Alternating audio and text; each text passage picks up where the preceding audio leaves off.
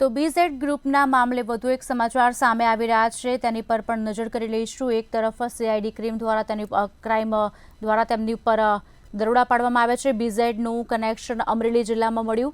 રાજુલામાં Narayan કોમ્પ્લેક્સમાં BZ ગ્રુપની office આવેલી હતી, જો કે સીઆઈડી દ્વારા ઉત્તર ગુજરાતના દરોડા બાદ ઓફિસ પણ બંધ કરવામાં આવી છે। આપને જણાવી દઈએ, કરોડો રૂપિયાના કૌભાંડની સીઆઈડી ક્રાઇમ દ્વારા તપાસ કરવામાં આવી રહી છે।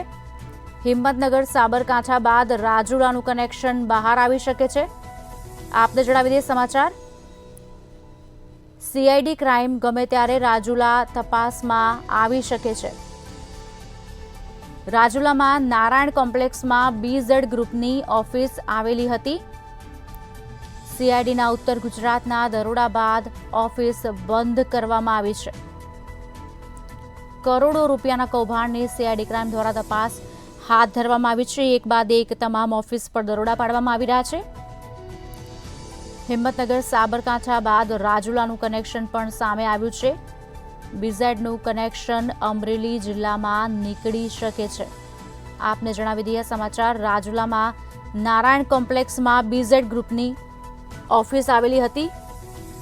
સીઆઈડીના ઉત્તર ગુજરાતના દરોડા બાદ ઓફિસ બંધ કરાઈ છે, ત્યારે કરોડો રૂપિયાના કૌભાંડની સીઆઈડી ક્રાઇમ દ્વારા તપાસ શરૂ કરાઈ છે। આપને જણાવી દઈએ સમાચાર, હિંમતનગર સાબરકાંઠા બાદ રાજુલાનું કનેક્શન પણ બહાર આવી શકે છે।